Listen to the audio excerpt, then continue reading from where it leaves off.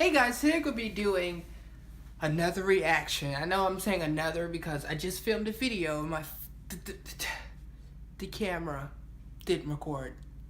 Okay, so I'm saying another for me, but not for you. This is the like 60th, 61, I think, reaction video. Anyway, this is Dr. Phil's top 10 most sad. Hello and welcome back to the most amazing channel on the internet. I'm your most amazing host, Rebecca Felgate, and today we're talking about the one and only true savage, Mr. Dr. Phil. Mr. Doctor. Good. He's cool as a cucumber, sassy as a snake. Dr. Phil has a lot of fair feedback for his often less than sane guests. Join me as we talk the top 10 savage Dr. Phil moments. Before we jump into this video, I just want to remind you guys that we have an Instagram account that you can follow if you want to check out what Danny, Landon and I are up to day to day. Also, we do have some merch at mostamazingshop.com. Some of the merch is truly savage, but not as savage as Dr. Phil. We're back.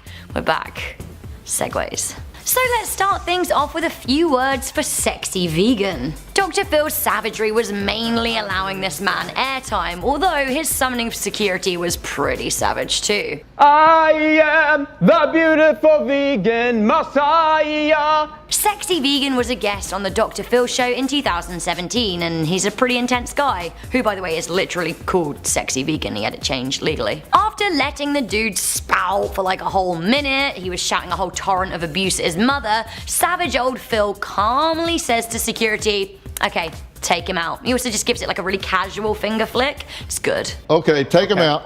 Security, get him out of here. Phil later calmly calls him childish and immature. Now the best moment though is when Phil says this. Now I get to leave. Yes, you do. Don't let the door hit you in the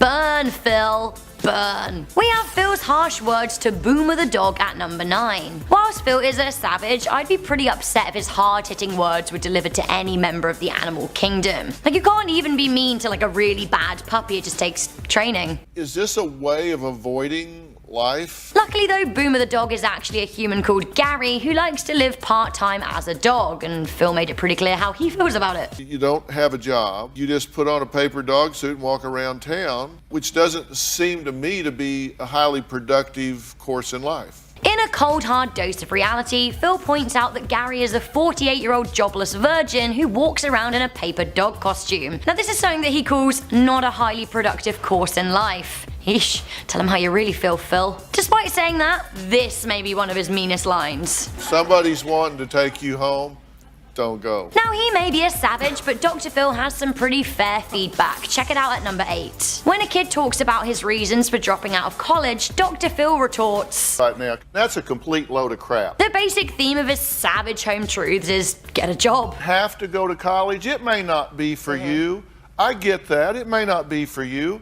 But if you're going to be in this world, you pull your own weight. He then reprimands the kid for trying to answer back. School him, Phil. School him. Finally, he has this to say. We're going to run my agenda, and we're going to talk about what I want to talk about. We're not going to have you say, well, let's just ask my mother this. I'll decide what to ask your mother, and I've already asked her everything you would think to ask. Don't be insulting the Dr. Phil show staff members at number 7. So in 2013, a guy called Andrew had some beef with how the Dr. Phil show handled his trip. 5 pages here and several pages more backstage of your abusive conduct with my staff since you've been here. He had so much beef that he made some racially offensive comments to some of the team members. Now obviously this isn't okay and Dr. Phil was having none of it. Who put those words in your mouth? Anybody who knows me would know that I would not use that word.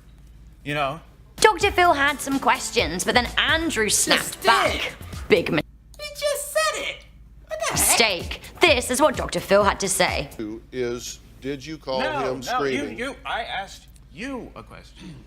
Yeah, that's after I asked you several that you didn't answer. Don't be interrupting Phil. Like, here is what's going down at this custody battle at number 6. A woman tries to out-talk our mate Phil, making excuses for her behavior. Now here is what Philly Boy has to say about it. Let me finish. No, stop. You're going to have to stop interrupting me.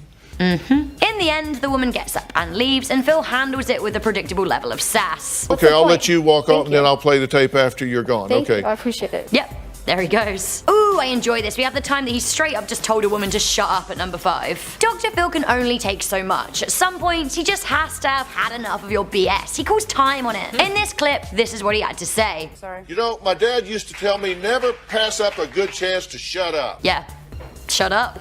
Just shut up. Coming in at number 4, he had some pearls of wisdom for a hopeful YouTuber. A teenager dropped out of high school because she planned to become a YouTube star, which, honey, she seemingly hates her parents for not thinking that this is an acceptable choice. She calls her mother a psychopath, and Phil asks her to define that. When she rambles on for a while, he calmly stops her and says, "That's not what a psychopath means." Interesting.